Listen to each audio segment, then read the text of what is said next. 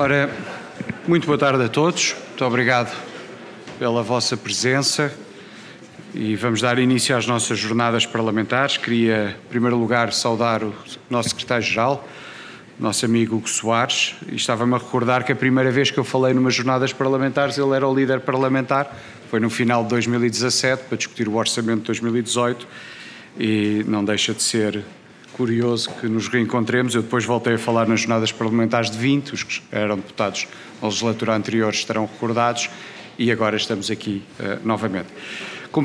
Queria agradecer, embora ainda não estejam aqui, aos nossos convidados, aos palestrantes de hoje e da manhã, a doutora Cristina Casalinho, à professora Cláudia Reis Duarte, ao nosso companheiro e amigo Carlos Moedas, que falará durante o jantar, e depois amanhã o Dr. Álvaro Beleza e o professor Jorge Bravo.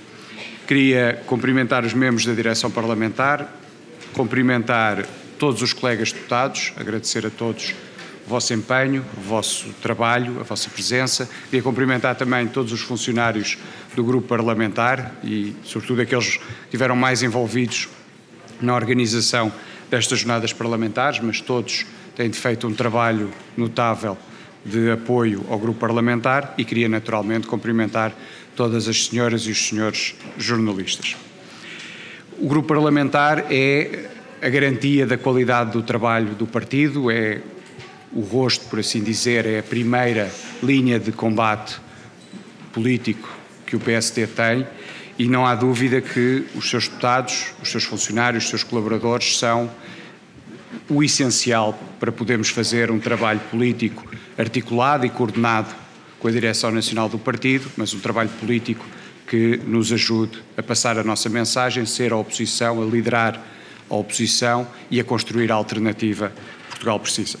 Nós escolhemos como mote para estas jornadas parlamentares a frase "acreditar em Portugal", e é exatamente isso que pretendemos fazer. Este não é um slogan, é um conteúdo concreto e determinado. Estamos aqui porque acreditamos em Portugal, porque acreditamos nos portugueses, acreditamos que somos a alternativa e acreditamos que somos o futuro. E é isso que estamos aqui a construir, e é isso que faremos durante os próximos anos, enquanto maior partido da oposição.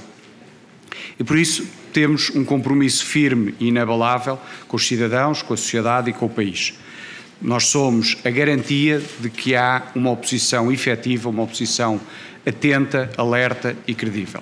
E diga-se que, num contexto de maioria absoluta de um único partido, é necessário reforçar a fiscalização desse governo, é necessário atuar em termos de transparência das decisões que são tomadas pelo Poder Executivo e também pelo Parlamento, e não hesitaremos em recorrer a todos os instrumentos que o Parlamento nos concede para fazer essa oposição vigilante, atenta, mas também credível. E nós temos já, em 6 meses, sinais que são preocupantes daquilo que é o uso da maioria absoluta.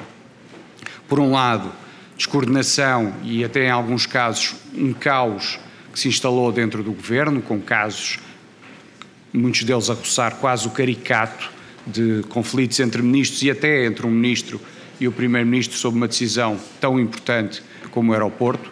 Mas temos questões de incompatibilidades e de ilegalidades que têm que ser apuradas até à última consequência, e que, naturalmente, se houve quem violasse a lei, as sanções que a lei prevê têm que ser aplicadas. Mas chegámos até ao caricato de ter uma deputada do Partido Socialista numa comissão a querer censurar a intervenção de um outro deputado, que não era sequer do PSD, mas isso é irrelevante, e, portanto, estes primeiros 6 meses deixam-nos com a sensação, com a impressão que os tempos que aí vêm, do ponto de vista da normalidade do funcionamento das instituições, serão tempos desafiantes, porque de facto a maioria absoluta do Partido Socialista, eles já tinham tido uma maioria absoluta e nós sabemos como é que correu, e esperemos que esta não siga o mesmo caminho. A nossa outra prioridade, para além obviamente de liderar a oposição, é ser uma alternativa credível e uma alternativa que os portugueses se reconheçam. E nesse sentido, nós temos que mostrar que os últimos 30 anos não são uma fatalidade. Nos últimos 27 anos, para ser até mais preciso, o Partido Socialista governou 20 anos e o PSD governou 7, sempre em emergência financeira. Primeiro, a emergência financeira que os governos de António Guterres nos deixaram e depois a emergência financeira muito mais grave que nos deixou o governo de José Sócrates. E por isso, estes últimos 27 anos de empobrecimento são marca exclusiva da governação do Partido Socialista. Não pode haver dúvidas sobre isso, porque nós, quando governamos, não governamos com o nosso programa, governamos com a emergência financeira e com as necessidades que eles deixaram ao fim de alguns anos de governação. E por isso o nosso compromisso tem que ser dizer aos portugueses: o país não está condenado a este rumo de empobrecimento. É possível crescer, é possível tornar os portugueses mais ricos, é possível criar uma sociedade mais próspera, mas também mais justa. E não deixa de ser também simbólico que hoje é o Dia Internacional da Erradicação da Pobreza. E por isso é que, logo no dia 14 de agosto, o Presidente do Partido, na Festa do Pontal, apresentou aquilo que eram as linhas gerais do Programa de Emergência Social. Andámos meses a dizer ao Governo que era preciso atuar para acudir às famílias com menores rendimentos, aos pensionistas, mas também à classe média, para fazer face àquilo que é a perda de poder de compra provocada pela inflação. E durante meses insistimos com o Governo e, a meio de agosto, o Presidente do Partido apresentou as linhas principais desse programa, que depois nós aqui no Parlamento, em sede do Grupo Parlamentar, detalhámos e apresentámos como projeto de resolução. O Governo foi atrás, mas foi atrás com um programa que tinha truques, como todos nós temos debatido neste último mês. E, sobretudo, um truque relativamente aos pensionistas, um corte de 1.000 milhões nas pensões de todos os pensionistas. Mas como uma oposição credível somos e pretendemos melhorar, não só apresentámos esse programa de emergência social a meio de agosto, consubstanciado depois, mais concretamente, no início de setembro, como apresentámos, ainda antes da entrega do Orçamento de Estado, aquilo que são as 8 prioridades do PST para o Orçamento de Estado e que agora, naturalmente, o Grupo Parlamentar, todos os deputados, transformarão em propostas de alteração ao Orçamento. E é este o caminho que temos pela frente, o caminho de dar mais e melhor qualidade de vida a todos os portugueses. E o Grupo Parlamentar, nesse aspecto, é o principal agente de mudança e o principal agente de ação do PSD. E, portanto, compete-nos a todos, enquanto deputados do PSD, ser parte dessa mudança e ser parte dessa oposição, por um lado, mas alternativa, por outro. E estas jornadas parlamentares ocorrem numa altura em que estamos exatamente a preparar o orçamento para 23 e, por isso, durante os próximos 2 dias, vamos discutir com personalidades da sociedade civil de elevado gabarito e reconhecimento técnico várias matérias, quer do ponto de vista do contexto económico, do ponto de vista fiscal, saúde, segurança social e trabalho. E, por isso, todos nós vamos seguramente recolher contributos e benefícios da intervenção dos palestrantes. Mas eu gostaria, em todo o caso, de dar-vos algumas notas sobre aquilo que é o Orçamento de Estado para 23 e aquilo que é a nossa posição sobre o documento. Este é um Orçamento de Estado de continuação de uma política económica e social errada e que tem levado o país a divergir do ponto de vista da União Europeia e do ponto de vista da criação de riqueza. É um orçamento, como o Presidente do PSD disse nestes últimos dias, tapa buracos. Há um aumento brutal da receita fiscal por via da inflação e, como tal, o Governo limita-se a tapar uns buracos, a acudir a uma ou outra situação, mas sem uma linha de rumo e sem uma estratégia que diga como é que vamos pôr o país de novo a crescer do ponto de vista económico e como é que vamos pôr o país a convergir com os principais países da União Europeia e a melhorar aquilo que é a qualidade de vida e os rendimentos de todos os portugueses. E há 7 críticas principais que eu acho que devem ser feitas a este orçamento. Primeiro, é um orçamento de empobrecimento. Segundo, é um orçamento em que falta crescimento económico. Terceiro, é um orçamento da voracidade fiscal. Quarto, é o orçamento que continua a degradação dos serviços públicos e da administração pública. Quinto, é mais um orçamento em que se vai verificar a falta de cumprimento das promessas. Sexto, é mais um orçamento que aumenta a dependência dos portugueses face ao Estado. E sétimo, é mais um ano sem as mudanças estruturais que o país precisa. E deixem-me detalhar cada um destes pontos. No primeiro, empobrecimento. Hoje foi tornado público um estudo da Fundação Francisco Manuel dos Santos que mostra claramente, se é que era preciso mais um estudo, mas é sempre bom reforçar, mostra claramente aquilo que nós temos dito ao longo destes anos. O país está a empobrecer, é uma trajetória que vem de há muitos anos, é uma trajetória marcada por esses 20 dos 27 anos que eles levam de governação e agravou-se com a pandemia, o que mostra que as respostas sociais da pandemia falharam e está a agravar-se ainda mais com a inflação e a situação económica que vivemos. E em cima disso, o que é que o orçamento traz e que é a marca de empobrecimento? Traz o tal corte das pensões de 1.000 milhões, que é um corte de meia pensão no total das 14, é um corte de 3,5% de todas as pensões, o que significa, e todas as pensões, sejam as mais altas de 5, 6 mil euros, seja a mais baixa de 288 euros, e portanto é uma marca de empobrecimento, mas também com uma enorme insensibilidade social. E se nós pensarmos que em 22 e 23 a inflação nos 2 anos será, de acordo com as contas do Governo, 11,7%, o aumento de pensões nos 2 anos foi de 6,4%, o que significa que todos os pensionistas perderão nestes 2 anos, 22 e 23, pelo menos 6% de poder de compra. Portanto, o corte é de meia pensão, mas a perda de poder de compra é de quase uma pensão. Este orçamento tem também uma marca de empobrecimento nos funcionários públicos. O aumento que os funcionários públicos terão em 23, somado ao aumento de 0,9 em 22, faz com que o poder de compra dos funcionários públicos se reduza em pelo menos 8% nestes 2 anos, o que significa que se os pensionistas, em termos de perda de poder de compra, perdem praticamente uma pensão, os funcionários públicos perdem um salário dos 14. E no setor privado não é melhor, e a maior parte dos funcionários, dos trabalhadores do setor privado, vão também perder fortemente poder de compra. Em cima disto, o Governo, em 22, não atualizou os escalões de IRS e agora propõe uma atualização de 5,1% e, portanto, uma atualização muito abaixo daquilo que é a inflação dos 2 anos e, portanto, os portugueses vão pagar mais IRS todos por via desta não atualização de escalões. Em cima disso, temos a subida das taxas de juros que está a penalizar muitas famílias, mais de 2 milhões de portugueses, com o consequente agravamento das prestações do crédito à habitação.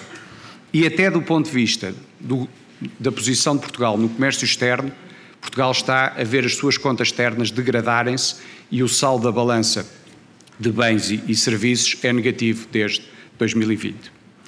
A segunda crítica é a crítica da falta de crescimento económico. Muitos, onde eu me incluo, há muitos anos que dizem que o principal problema do país é um problema de falta de crescimento económico, de estagnação, e entre 2000 e 2019 Portugal cresceu 0,5% em média ao ano. Mas se olharmos para estes últimos anos, 2019-22, Portugal cresceu em termos acumulados 7%, os países da coesão, aqueles com os quais nós competimos diretamente e com os quais nos comparamos, e dos quais vários já nos ultrapassaram nos últimos anos em termos de riqueza per capita, os países da coesão cresceram em média 18%. Portanto, em média, estes países cresceram mais do dobro de Portugal.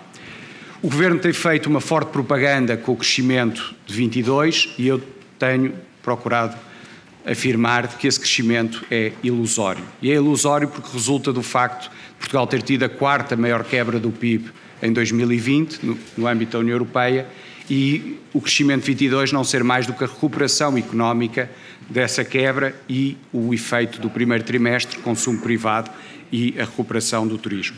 Mas para 23 o Governo, como o consumo privado está a desacelerar fortemente, por todas as razões conhecidas, e as exportações também estão em queda, o Governo vem dizer aquilo que vai aguentar o parco crescimento económico de 23, de 1,3%, será o turismo e será sobretudo a recuperação do investimento. Ora, nós sabemos que o investimento público fica sempre substancialmente abaixo, o executado, daquilo que é orçamentado pelo Governo.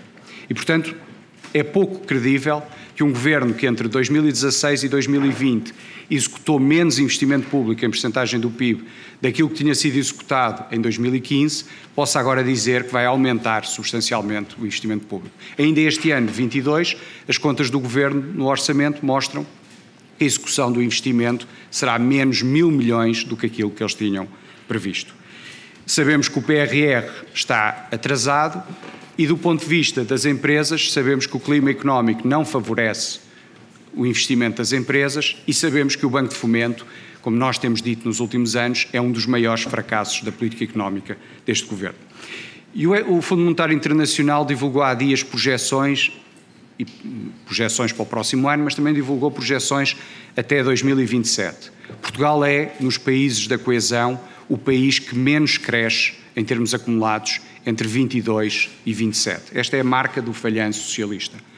Nas previsões que existem, Portugal vai continuar a marcar passo em termos dos seus concorrentes diretos.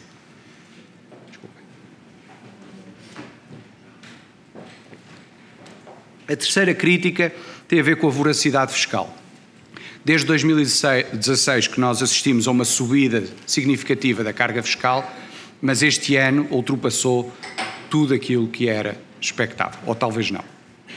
Porque este ano o Governo cobra mais 4.000 milhões de euros do que aquilo que previa no Orçamento de Estado para 22.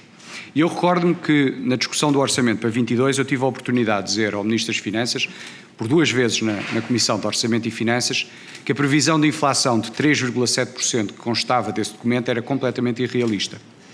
E disse, e há dias houve um jornal que foi fazer esse fact-check e deu verdadeiro, disse que a inflação não ficaria abaixo de 6% e disse que, em consequência disso, a receita fiscal seria muito superior àquilo que o Governo estava a estimar. E logo a seguir, o PSD começou a dizer que a receita fiscal vai ficar 3 a 4 mil milhões de euros acima daquilo que os senhores têm orçamentado, e é essa voracidade fiscal que nós temos que combater, porque ela está a asfixiar as famílias e as empresas.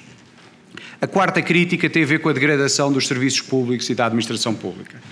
O caos no SNS, com o fecho de urgências, com o aumento das listas de espera para as cirurgias e consultas, com a falta de médicos de família. Nós temos hoje quase o dobro dos portugueses sem médico de família que tínhamos em 2015, mas também na educação, onde temos 50 ou 60 ou 70 mil alunos que não têm professor a pelo menos uma disciplina, mas é geral nos serviços públicos assistir-se a uma degradação forte daquilo que é a qualidade e a acessibilidade dos portugueses a esses serviços públicos, e isso leva também, junto com a perda de poder de compra, a uma forte desmotivação dos funcionários públicos.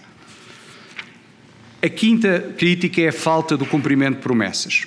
Nós, neste orçamento, vimos aquilo que acontece sempre, que é uma catadupa de anúncios, um enumerar de promessas, mas depois, quando vamos ver a execução, a maior parte delas ou fica por fazer ou é executada muito abaixo daquilo que estava prometido. Já vimos isso também na Covid, onde muitas linhas de apoio às famílias e às empresas foram executadas muito abaixo daquilo que era anunciado pelo Governo, e vamos continuar a assistir a isso. E o exemplo mais paradigmático, eu volto a ele, é o do investimento público, que o Governo sempre executou abaixo daquilo que previa no Orçamento de Estado e sempre substancialmente abaixo do que previa.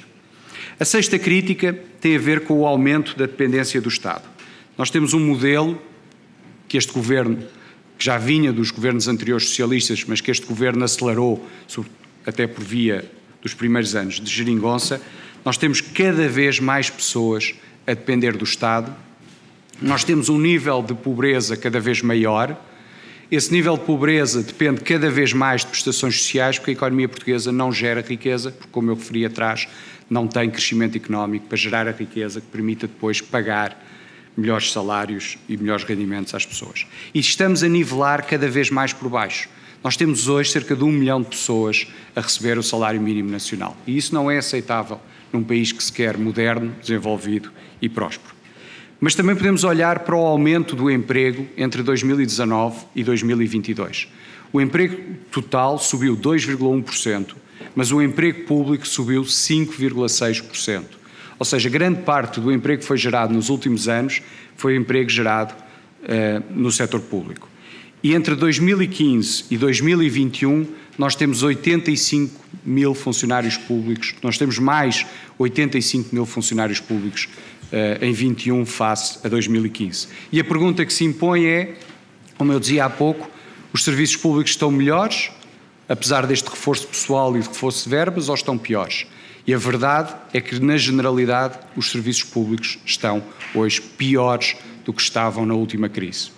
E significa que estamos a desperdiçar cada vez mais recursos dos contribuintes portugueses e estamos a dar piores serviços aos portugueses, sobretudo àqueles que têm mais dificuldades e menores rendimentos. E a sétima crítica é que este é mais um orçamento de um governo que não tem mudanças estruturais, que não tem uma linha de política de reformas estruturais. Quando eu há pouco disse que o país não crescia e está estagnado, isso acontece porque a economia portuguesa tem baixa competitividade e tem baixos níveis de produtividade, porque tem um PIB potencial, ou seja, uma capacidade de crescimento no médio prazo, que é das mais baixas da União Europeia. E isso resulta de um conjunto de estrangulamentos da competitividade da economia portuguesa que estão perfeitamente identificados, mas sobre os quais o Governo não tem uma ação reformista. Falo dos custos de contexto, da burocracia e da falta de concorrência em vários setores, do sistema fiscal que é instável, que é complexo, que tem elevados custos de cumprimento das obrigações fiscais, que tem uma elevada morosidade nas decisões da autoridade tributária e dos tribunais administrativos e fiscais e que tem uma elevada carga fiscal sobre IRS e IRC. Falo da dualidade e da rigidez do mercado laboral, da pouca ligação entre ciência, investigação e universidades e empresas e criação de valor, da falta de valor das marcas portuguesas, de três características que as empresas portuguesas têm e que são muito prejudiciais à nossa competitividade: têm baixa dimensão, que não lhes permite ganhar escala, têm um elevado nível de endividamento e têm baixa internacionalização. Portugal é o segundo país da coesão que menos exporta em percentagem do PIB. Sendo um mercado interno relativamente pequeno, um país desta dimensão só pode crescer se atrair investimento direto estrangeiro de valor acrescentado e se conseguir exportar muito mais do que aquilo que exporta. E, portanto, há um conjunto de estrangulamentos perfeitamente identificados e sobre os quais nem este orçamento nem a ação dos últimos 7 anos têm qualquer referência. E estas são as 7 críticas principais que eu acho que o orçamento deve merecer, mas quando olhamos para o orçamento e olhamos para a política orçamental que está lá espelhada para 23, é preciso também terem noção, e com isto vou terminar, de que a orientação da política orçamental mudou. Ela foi expansionista nos últimos anos, por via da Covid e por via dos estímulos orçamentais que todos os países tiveram, mas ela será em 2023, se o Governo cumprir aquilo que está no orçamento, fortemente restritiva. E com uma diferença face ao ciclo anterior de governação, que é a inversão dos juros. Enquanto que entre 2016 e 2021 o Governo chegou a 2021 e poupava em 2021 face a 2015 3 mil milhões de euros, de juros, essa tendência inverteu-se. No próximo ano o Governo prevê gastar mais 1,2 mil milhões de euros em juros, o que quer dizer quase metade da poupança dos últimos anos, fruto da política monetária do Banco Central Europeu e da brutal descida das taxas de juros, quase metade vai esgotar-se no próximo ano e a tendência será para agravar. E por isso nós temos um orçamento onde temos muito que criticar, mas onde temos que fazer o nosso papel e mostrar, como já começámos a mostrar com as nossas 8 prioridades, qual seria a nossa alternativa. Muito obrigado.